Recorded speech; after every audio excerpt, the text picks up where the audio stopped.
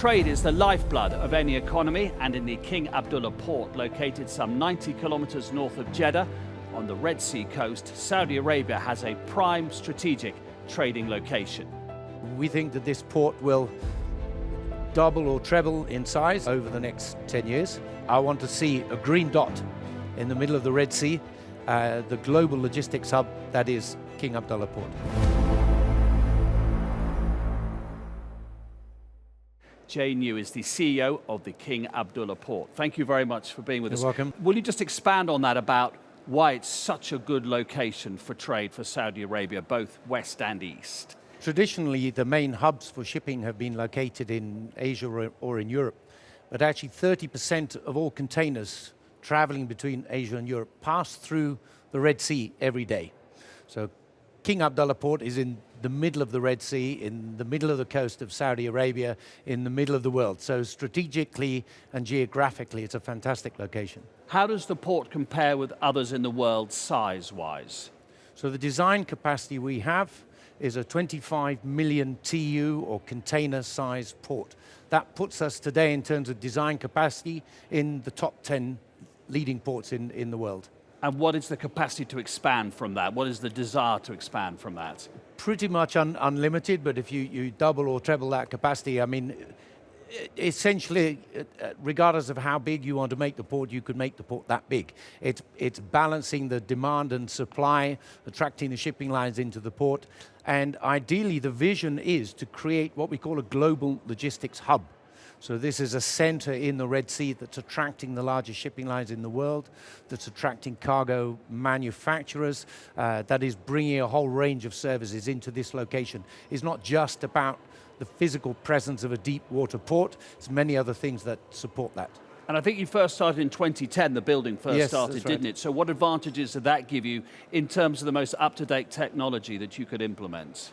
So we started with a clean sheet. This port was basically built on empty land, and having learned from many port designs around the world, many ports that are built in piecemeal as they grow and develop, we could start with a linear design of a quay. So this was straight lines of our quay, our terminals, 18 meters of depth. So we brought in the latest and the best cranes, the latest and the best radar systems to bring the ships in, the latest and the best port technology to handle the documentation. And actually the success of that was recognized by the World Bank. In 2021, they recognized King Abdullah Port as the world's most efficient port.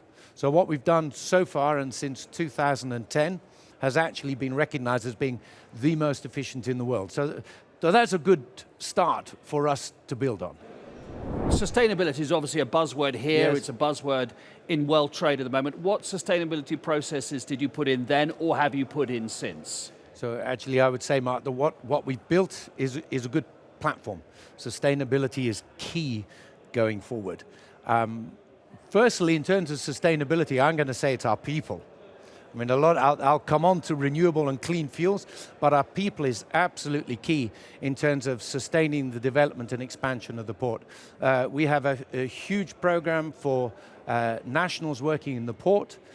It hasn't been in the past a huge industry, it will be in the future. So we're training and developing them and giving them experience in global maritime and logistics projects. So I hope that King Abdullah Port, for them, for the expatriates we have, is an exciting and motivating place to work.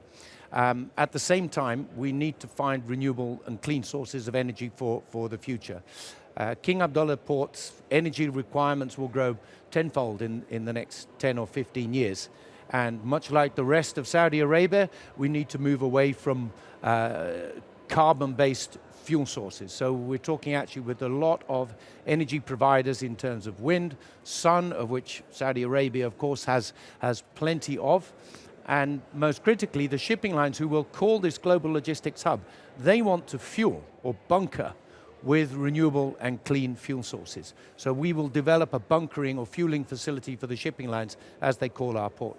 The other buzzword around here and everywhere, of course, is AI. What role does AI play in what you're doing up till now, but particularly going forward as that becomes more sophisticated? This is an incredible part of our operations now, and it's changing every day. So we have to be alive and lively to the changes in technology in the future.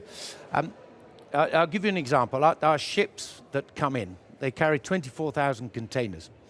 And it's like a massive Tetris calculation. You have to load these containers in order of the next port they're going to, in order of the weight, so you don't want the heaviest containers on the top. This is an incredibly complicated part of our activities. AI can help us capture that.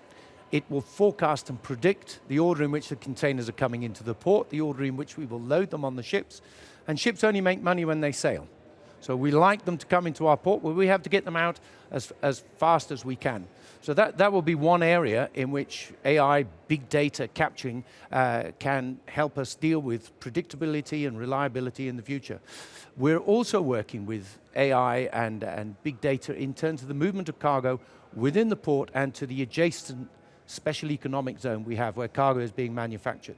We want driverless vehicles within the terminal. We want driverless vehicles within the special economic zone into the city. And AI and technology, that will be the driving force behind our ability to do that. And presumably, as you get bigger, and you've seen up till now what the port can do for Saudi's export business. Yes, that's an amazing transformation. I've been working and had the pleasure of working in the Kingdom for 10 years. When I arrived, largely it was an import-dominated market, so mostly finished goods coming in. And now under Vision 2030, that whole economic model has been turned on its head. So we want to grow things, make things, build things in Saudi Arabia. And so that will drive the export market.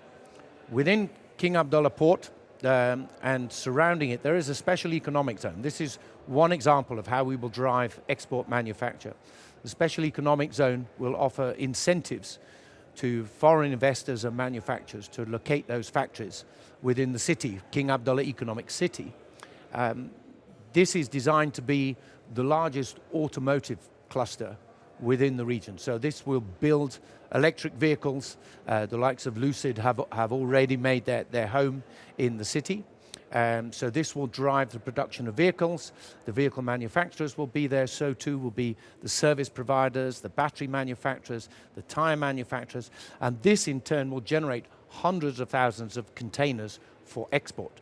So my final question is, Jay, what do you think the port will look like in 10 years' time, and its size and its capacity? This is my dream. This is what our shareholders, our stakeholders, our cargo owners want.